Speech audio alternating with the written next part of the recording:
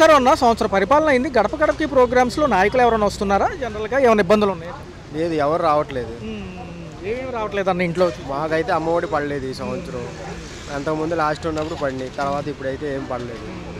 గ్రామ సచివాలయంలో రీమ్యాపింగ్ చేసి జూలై 5 వరకు టైం ఇచ్చారు. సెకండ్ లిస్ట్లో ఆల్రెడీ అక్కడికి కూడా తిరిగితేనే మేము రేషన్ కార్డులో నేను ఒక్కడే ఉన్నానని చెప్పి పాప లేదని చెప్పి అన్నారు. తర్వాత మళ్ళీ పాపను ఎంట్రీ చేస్తే మళ్ళీ సచివాలయానికి వెళ్ళమన్నారు. అలాగే తాలూకా తహసీల్దార్ దగ్గరికి వెళ్ళమన్నారు, విఆర్ఓ దగ్గరికి వెళ్ళమన్నారు. ఎవరి కాళ్ళు 2 రోజులు పట్టిద్ది, 3 రోజులు పట్టిద్ది అన్నారు. గ్యాస్ సిలిండర్ డబ్బులు అన్నీ ఏమైనా వస్తున్నాయి? ఏం లేదు. ఆ పథకం కూడా ఎలిజిబిలిటీలో లేరు. అయితే మరి చూసుకుంటే పెరిగిన పెన్షన్ ఇంట్లో ఎవరికన్నా వస్తుంది? అమ్మగారికి వస్తుంది. ఎలా ఉందన్న నిత్యావసర సరుకుల ధరలు ఎలా ఉన్నాయి? కరెంట్ ఛార్జీలు ఎలా ఉన్నాయి? బాగా పెరిగినాయి. ఇప్పుడు కరోనా పరిస్థితుల్లో బాగా పెరిగినాయి. స్మార్ట్ మీటర్లు అంటున్నారు, రేపు అవి పెడితే ఇబ్బందే కదా మళ్ళీ? మరి ఇబ్బందేగా. మరి ఇప్పుడు ఇంతకుముందు ఎలా ఉందో ఇప్పుడు పరిస్థితి ఎలా ఉందో తెలుస్తుంది, అర్థమవుతుంది కదా. నిత్యావసర సరుకులు ఇంతకుముందు ఎలా ఉన్నాయి, ఇప్పుడు ఎలా పెరిగినాయో అర్థమవుతుంది.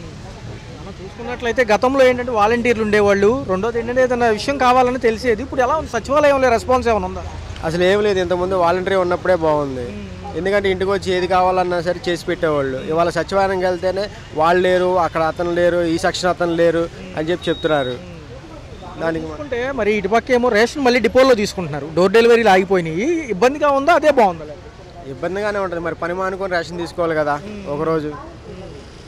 సర్వలు పనిచేస్తున్నాయి, ఎలుముద్దలు పడకపోవడం ఇలాంటి ఇబ్బందులు ఉన్నాయి అంటున్నారు కొంతమంది. ఇబ్బందులు అంటే ఏం లేవు, కానీ లైన్లో నుంచొని తీసుకోవడం తప్పదు.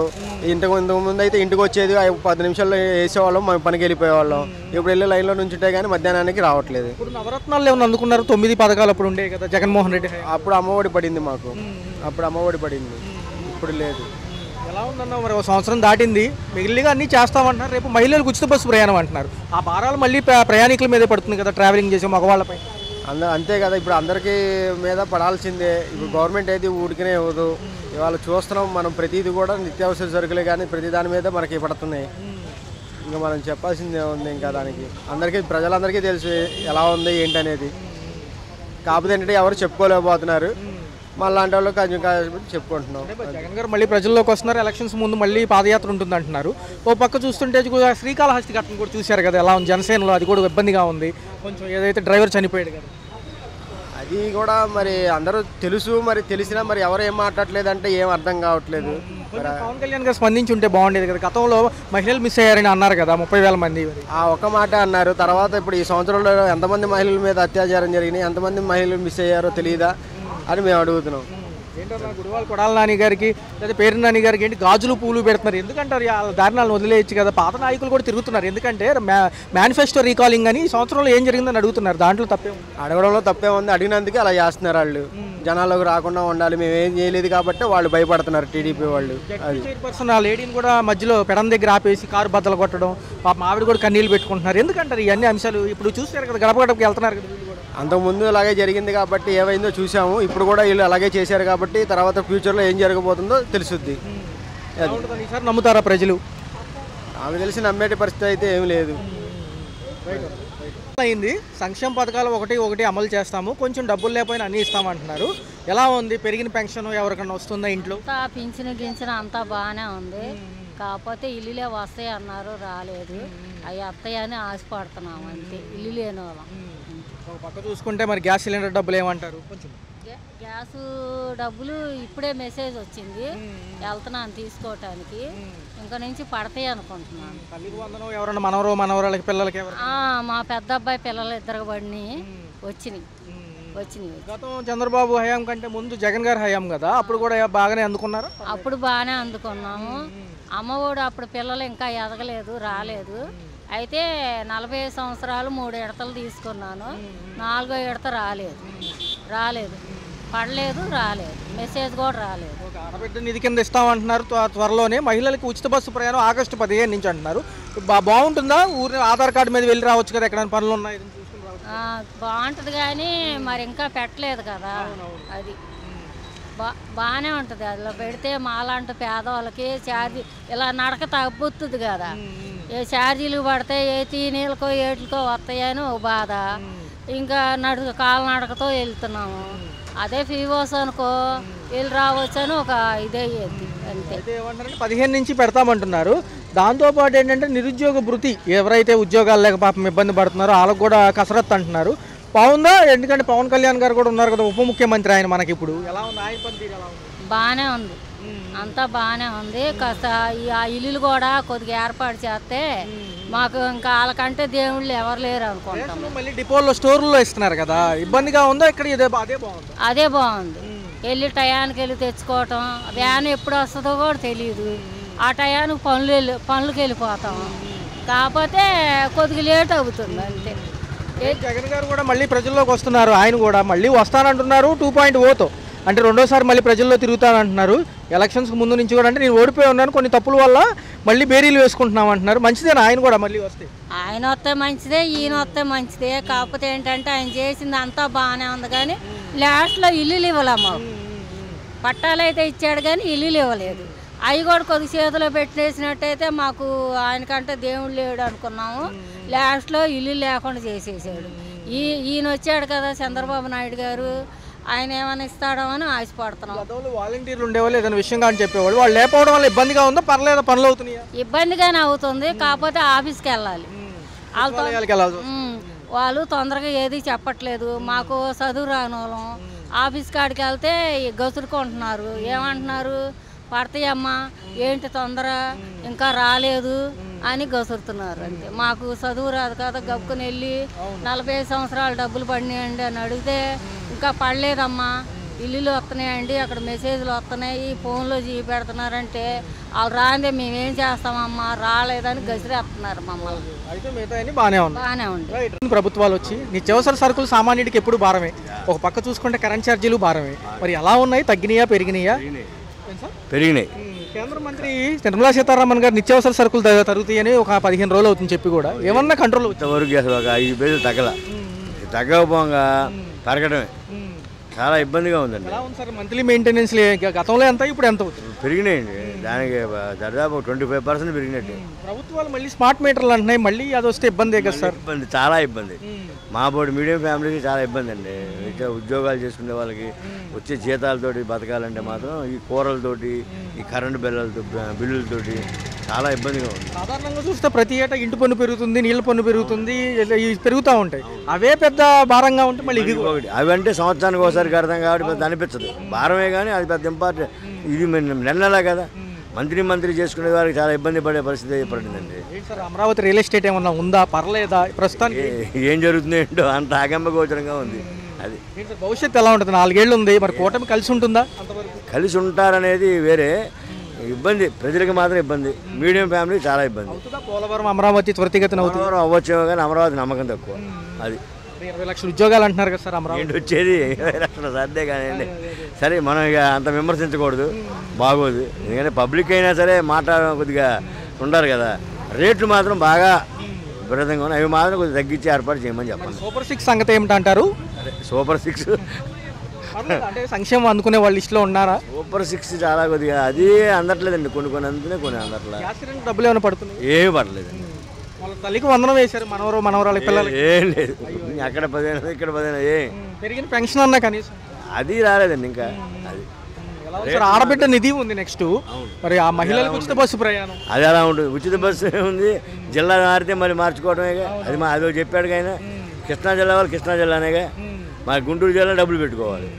కానీ నిత్యావసర వస్తువులు ఇవన్నీ మాత్రం కొద్దిగా తగ్గించి ఏర్పాటు చేయమని మీ ద్వారా ఆయనకి విన్నపం చేస్తున్నాం. మాజీ ముఖ్యమంత్రి గారికి ఆయన ఛాన్స్ ఉంటుందా నెక్స్ట్? మరి ఆయన కూడా మళ్ళీ బేరీలు వేసుకుంటున్నారు ఓడిపోయాను కానీ. మరండి అది వస్తానంటున్నారు, అది నా ఏమో చెప్పలేము.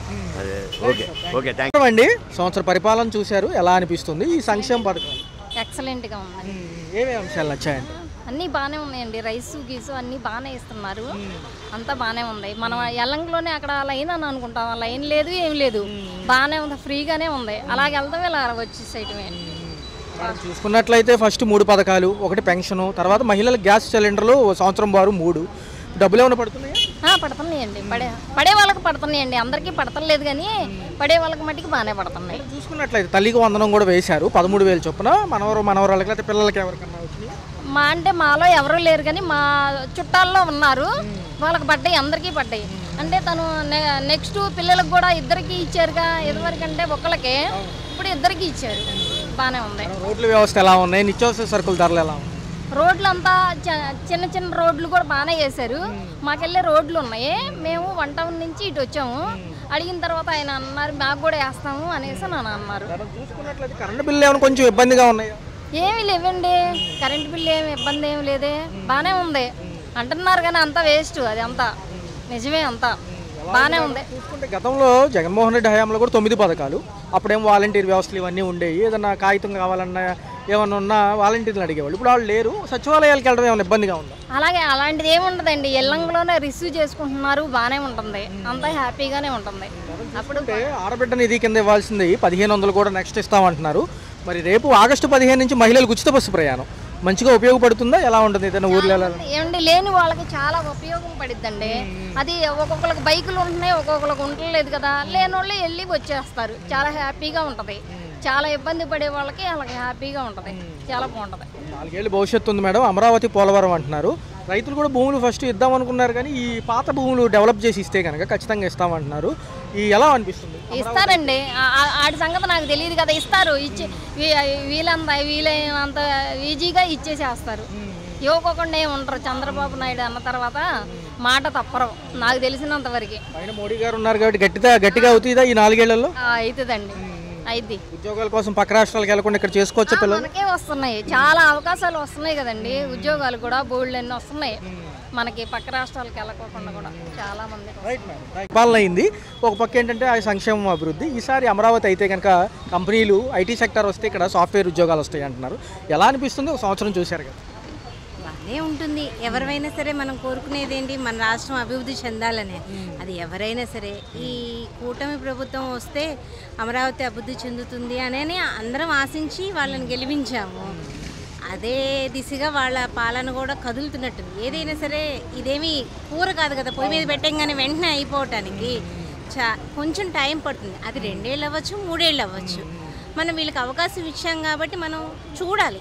1 ఇయర్లోనే మనం వాళ్ళని జడ్జ్ చేయడానికి మనమేమీ అంత నిశ్చార్థులం ఏమీ కాదు కదా.